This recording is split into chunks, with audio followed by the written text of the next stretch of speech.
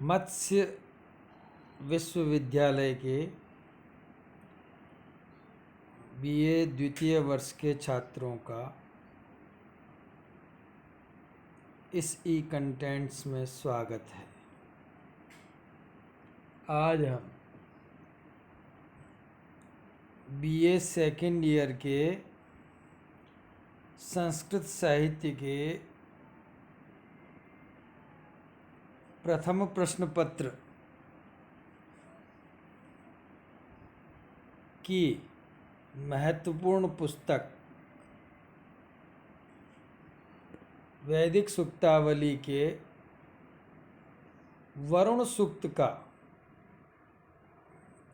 चौथे से छठे मंत्र का अध्ययन करेंगे। सभी छात्र सावधानी से इस व्याख्यान को सुनें और अंत में दिए गए गृह कार्य को संपन्न करें। चौथा मंत्र इस प्रकार है: पराहि में विमन्यवः पतन्ति वस्य इष्टये वयो न वसति रूप। एक बार पुनः, पराहि में विमन्यवः पतन्ति वस्य इष्टये वयो न वसति रूप।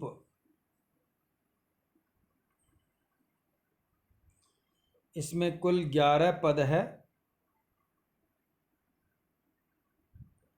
और 11 पद को पदपाठ के द्वारा ज्ञात किया जा सकता है, जो कि इस प्रकार है: परा ही में विमन्यवः पतन्ति वस्य इष्टये वयः न वसति रूप। एक बार पुनः, परा ही में विमन्यवः पतन्ति वस्य इष्टये वयः न वसति उप। 11 पद है जिस पर मैंने संख्यांकन किया है। छात्र उस संख्याओं के क्रम के आधार पर पदों को जोड़कर अन्वय का अभ्यास करें। इसका अन्वय इस प्रकार होगा: ही में विमन्यवः वस्य इष्टये परापतन्ति वयः वसति उप न। एक बार पुनः अन्वय इस प्रकार है: ही में विमन्यवः वस्य इष्टये परापतन्ति वयः वसति उप न। इसका अर्थ इस प्रकार होगा: ही क्योंकि, मैं मेरी, विमन्यवः विनम्र प्रार्थनाएं या स्तुतियाँ, जिसमें मन्यु यानी क्रोध नहीं है, क्रोध रहित विनम्र प्रार्थनाएं, वस्य इष्टये, वस्य यानी अभिष्ट, इष्टये यानी समृद्ध, समृद्ध और अभिष्ट जीवन की प्राप्ति के लिए परापतन्ति, परापतन्ति वरुण देव के पास पहुंचती, आपके पास पहुंचती है। किस तरह से? वयः वसति उपन, वयः यानी पक्षी, जिस प्रकार, वसति यानी घोंसले की ओर, उप यानी समीप में जाते हैं। जिस तरह से पक्षी घोंसले के समीप में जाते, अपने गृह की ओर जाते हैं, उसी तरह से मेरी विनम्र प्रार्थनाएं समृद्ध और सुखी जीवन के लिए आप तक पहुंचती है।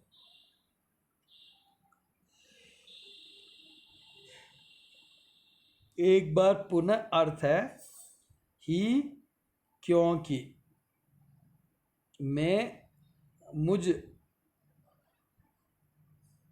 सुनहशेप ऋषि की विमन्यवः क्रोध रहित विनम्र प्रार्थनाएं वश्य इष्टये अभीष्ट और समृद्ध जीवन की प्राप्ति के लिए परापतंती आपके पास पहुँचती है।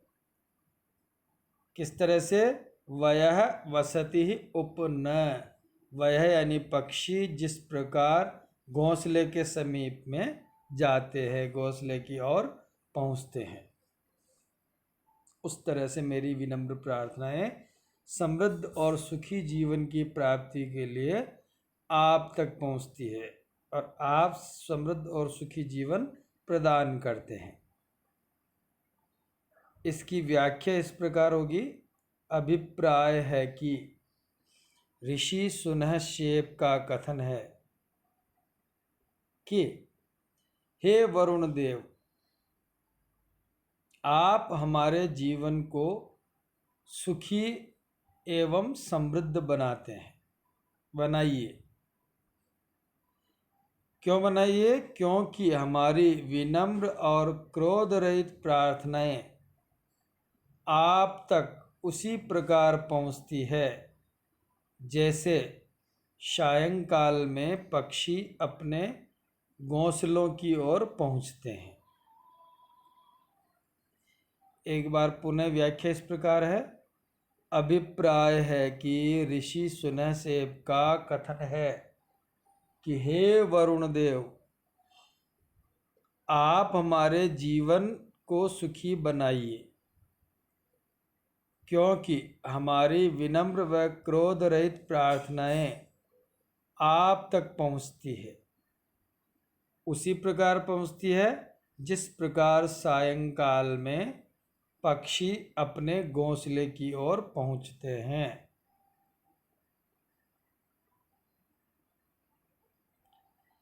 अब इसमें टिप्पणियाँ इस प्रकार है। विमन्यवः विगतः मन्युः, विमन्युः प्लस प्रथमा विभक्ति बहुवचन वस्य वसुधन ईयस प्रत्यय इष्टये इश चाहना प्लस कृतिन प्रत्यय इष्टि प्लस चतुर्थी एक वचन परापतंती, परा उपसर्ग प्लस पत धातु, पत का अर्थ गिरना या पहुँचना, प्लस लट लकार प्रथम पुरुष बहुवचन वयः विगतौ धातु अच प्रत्यय प्लस प्रथमा विभक्ति बहुवचन वसति ही वस धातु क्षत्रि प्रत्यय ङीश प्रत्यय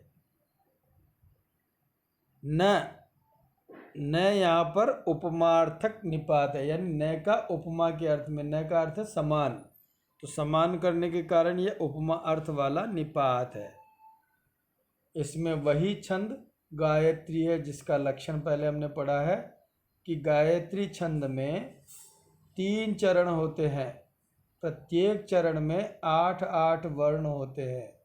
इस प्रकार कुल 24 वर्ण होते हैं।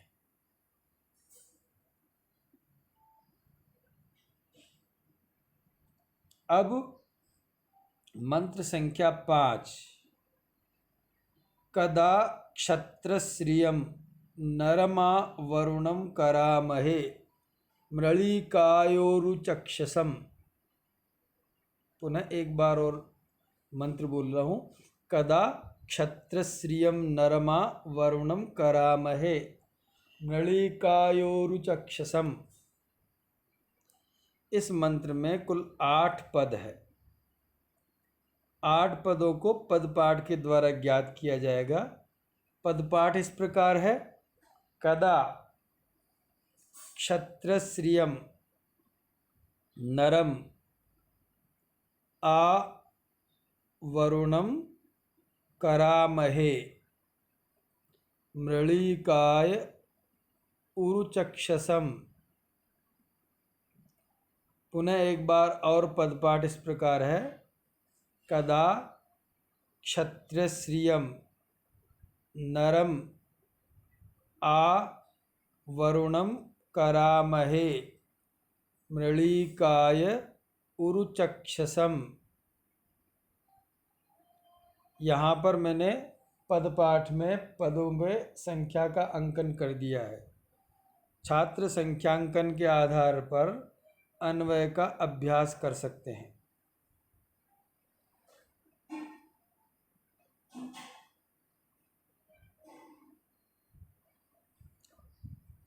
अब इसका अन्वय इस प्रकार है।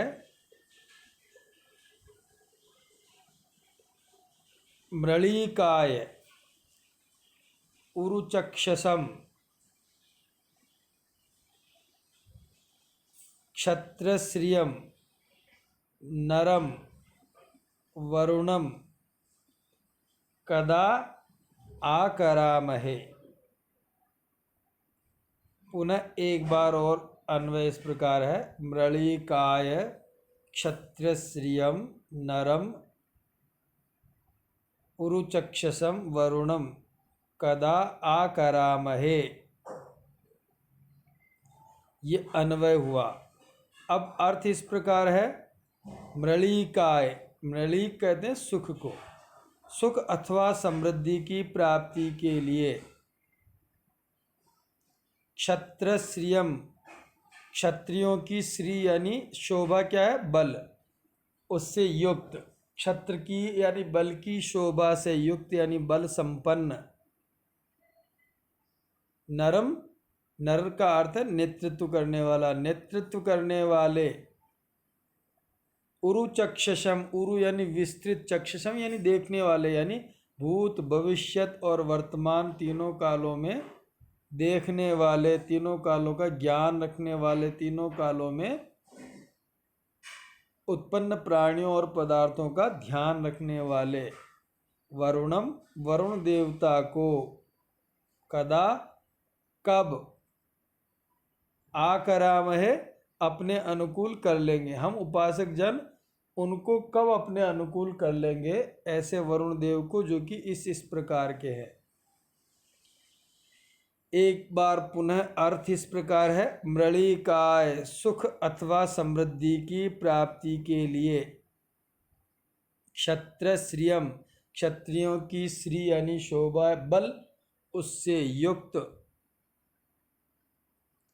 नरम, नेतृत्व करने वाले। उरुचक्षसम, तीनों कालों में देखने वाले। वरुणम, वरुण देवता को। कदा, कब।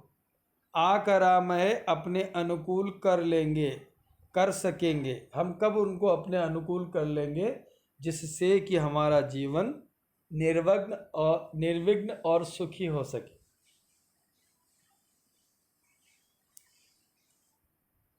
इसकी व्याख्या इस प्रकार है। अभिप्राय है कि शुनशेफ ऋषि का कथन है कि स्तोतागण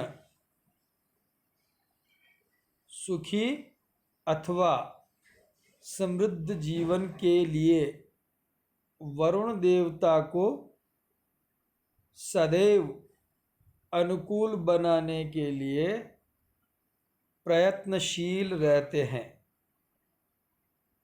वह वरुण देव निम्न विशेषणों से युक्त है। पहला विशेषण क्या है? कि वह क्षत्रियोचित बल से संपन्न है। दूसरा उसका विशेषण है कि वह समस्त ब्रह्मांड का नेतृत्व करने वाला है। तीसरा विशेषण है कि वह क्रांतदर्शी है। क्रांतदर्शी शब्द का अर्थ है तीनों कालों में देख लेने वाला, तथा सभी को श्रेष्ठ बनाने वाला वह वरुण देव है। एक बार पुनः व्याख्या इस प्रकार है। अभिप्राय है कि शुनशेफ ऋषि का कथन है कि स्तोतागण सुखी अथवा समृद्ध जीवन के लिए वरुण देवता को सदैव अनुकूल बनाने के लिए प्रयत्नशील रहते हैं। वह वरुण देव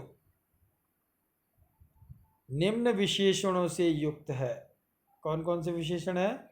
वह क्षत्रियोचित बल से संपन्न है, समस्त ब्रह्मांड का नेतृत्व करने वाला है, वह क्रांतदर्शी है तथा वह सभी को श्रेष्ठ बनाने वाला है।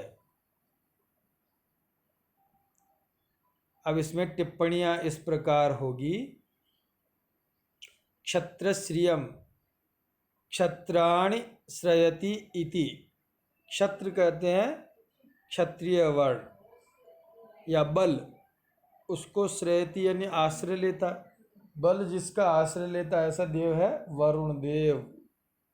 क्षत्रश्री शब्द बनेगा प्लस द्वितीया का एक वचन।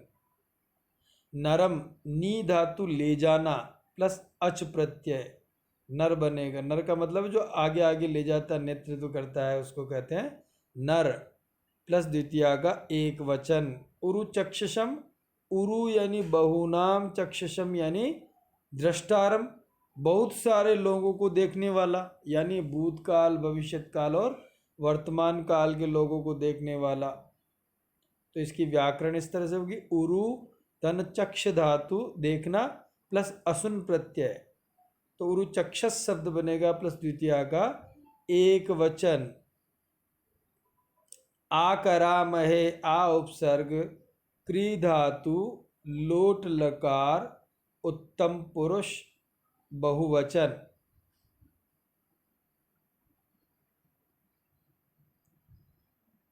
और इसमें वही छंद है गायत्री छंद, जिसका लक्षण मैंने बताया था, 3 चरण 8 वर्ण कुल 24 वर्ण। अब छठा मंत्र इस तरह से है, तदित समानम आशाते वेनंता न प्रयुच्छत धृतव्रताय दाशुषे। एक बार पुनः, तदित समानमाशाते वेनंता न प्रयुच्छत धृतव्रताय दाशुषे।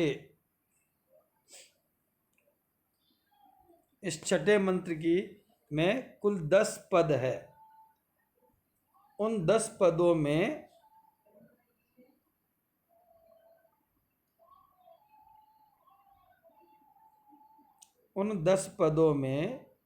पद पाठ के द्वारा ज्ञान होगा। तो पद पाठ इस प्रकार है, तत् इत समानम आशाते वेनन्तौ न प्रयुच्छतः धृतव्रताय दाशुषे। एक बार पुनः अर्थ है, तत् इत समानम आशाते वेनन्तौ न प्रयुच्छतः धृतव्रताय दाशुषे।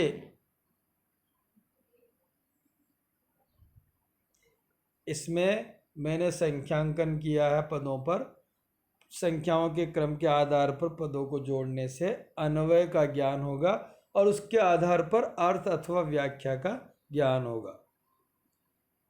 अब अन्वय इस प्रकार है कि धृतव्रताय दाशुषे वेनन्तौ तत् इत समानम, समानम तत् इत आशाते न प्रयुच्छतः। एक बार पुनः अन्वय इस प्रकार है, धृतव्रताय दाशुषे वेनन्तौ समानम तत् इत आशाते न प्रयुच्छतः। इसका अर्थ इस प्रकार होगा, धृतव्रताय नियम धारण करने वाले यजमान के लिए। नियम कहाँ धारण किया जाता है? यज्ञ में। यज्ञों में नियम धारण करने वाले एवं हवि प्रदान करने वाले यजमान के लिए, दाशुषे हवि प्रदान करने वाले यजमान के लिए। वेनंतौ हवि चाहने वाले मित्र और वरुण देवता। वेनंतौ का मतलब है मित्र और वरुण देवताओं का युगल। समानम समान रूप से, तत् उस हवि को, जो कि यजमान ने प्रदान की उस हवि को, आशाते ग्रहण करते हैं। न प्रयुच्छत उसमें प्रमाद नहीं करते हैं। एक बार पुनः अर्थ है, धृतव्रताय यज्ञ में नियम धारण करने वाले एवं दाशुषे हवि प्रदान करने वाले यजमान के लिए वेनंतौ हवि की कामना करने वाले मित्र और वरुण देव समानम समान रूप से, तत् उस पदार्थ को, उस हवि को, इत यानी निश्चय ही, आशाते खाते रहते हैं। न प्रयुच्छत उसमें प्रमाद नहीं करते हैं, हवि ग्रहण करने में बिल्कुल भी देरी नहीं करते हैं। अब इसकी व्याख्या इस प्रकार है। अभिप्राय है कि स्तोतागण द्वारा प्रदत्त हवि के लिए मित्र और वरुण देव आलस्य रहित होकर समान रूप से ग्रहण करते हैं। वे स्तोतागण अथवा यजमान यज्ञ आयोजन में मित्र वरुण देवताओं के अनुरूप नियमों को धारण करते हैं तथा हवि प्रदान करते हैं। पुनः एक बार और अर्थ है कि अभिप्राय है कि स्तोतागण द्वारा प्रदत्त हवि को मित्र और वरुण देव समान रूप से आलस्य रहित होकर के स्वीकार करते हैं, ग्रहण करते हैं। और वे स्तोतागण अथवा यजमान भी यज्ञ में मित्र और वरुण देवता के लिए अनुकूल या अनुरूप उनके नियमों के अनुसार व्रत को धारण करते, नियमों को धारण करते हैं तथा हवि प्रदान करते हैं।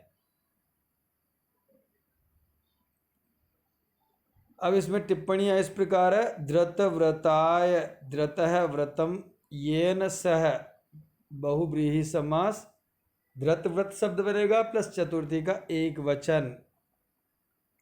दाशुषे, दाश धातु जिसका अर्थ देना,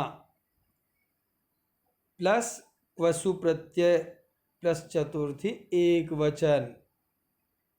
वेनंतौ, वेन धातु जिसका अर्थ है कांतिमान होना, प्लस क्षत्रि प्रत्यय। मित्र और वरुण देवता कैसे है? कांतिमान, चमकते हुए, इसलिए उनको वेनंतौ कहा गया है।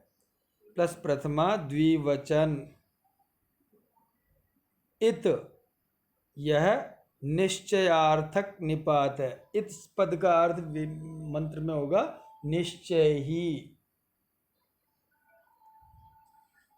न, यह निषेधार्थी निपात। न निपात के दो अर्थ होते हैं, एक तो उपमा और एक मना करना। तो यहाँ पर न का अर्थ है निषेधार्थी निपात है, इसका निषेध अर्थ है। आशाते, अश धातु खाना प्लस लट लकार प्रथम पुरुष और द्विवचन। प्रयुच्छत, प्रय उपसर्ग, युच्छ धातु प्रमाद करना, प्लस लट लकार प्रथम पुरुष द्विवचन। इसमें छंद है गायत्री छंद। लक्षण हम पहले ही पढ़ चुके हैं। अब छात्रों के लिए गृह कार्य इस प्रकार है। पहला प्रश्न, स्तोताओं की प्रार्थनाएं वरुण देव तक किस प्रकार पहुंचती है?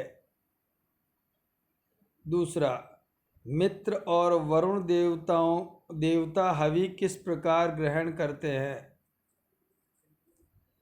प्रश्न संख्या 3, निम्न पदों की व्याकरण लिखिए। इन पदों की व्याकरण लिखनी जो कि मैंने आज के व्याख्यान में आपको बताई है। वो पद इस प्रकार है। विमन्यवः क्षत्रश्रियं धृतव्रताय वेनन्तौ आशाते। प्रश्न संख्या 4, मंत्र संख्या 4 की ससंदर्भ व्याख्या कीजिए। 5वां, मंत्र संख्या 6 की सप्रसंग व्याख्या कीजिए।